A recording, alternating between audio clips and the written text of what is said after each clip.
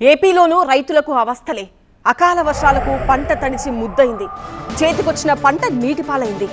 ఎండవేడి సెగల నుంచి ఉపశమనం దొరికింది అని ఆనందపడిపోయే లోపే పంట నష్టం గుర్తొచ్చి రైతు ఆవేదన చెందుతున్నాడు. మరికొన్ని చోట్ల గాలివాన సృష్టించిన బీభత్సం అంతా ఇంతా కాదు.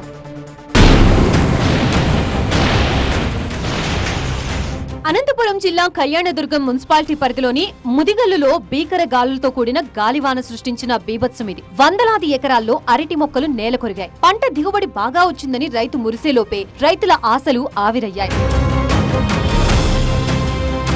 శ్రీ సత్యసాయి జిల్లా కదిరిలో ఉరుములు మెరుపులతో కూడిన భారీ వర్షం పడింది. 4 గంటల పాటు ఎడతెరిపి లేకుండా వర్షం కురవడంతో పట్టణంలోని పలు ప్రాంతాల్లో మోకాళ్ల లోతు నీళ్లు నిలిచిపోయాయి. లక్ష్మీ నరసింహస్వామి ఆలయంలోకి భారీగా వర్షం నీరు చేరుకుంది. ఆలయ రాజగోపురం నుంచి ఆలయంలోకి నీరు వచ్చింది.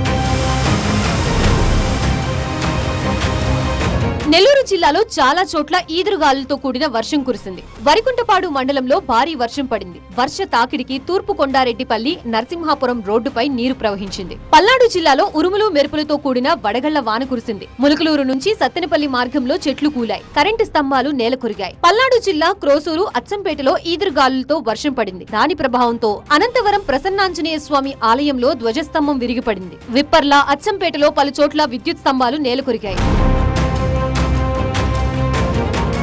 అంబేద్కర్ కోనసీమ జిల్లా వ్యాప్తంగా జోరు వాన కురిసింది. ఉరుములు మెరుపులతో కూడిన వర్షం కారణంగా అమలాపురం, పి గన్నవరం, అంబాజీపేట, అయినవిల్లి, అల్లవరం, ఉప్పలగుప్తం మండలాల్లో ప్రజలు తీవ్ర ఇబ్బంది పడ్డారు.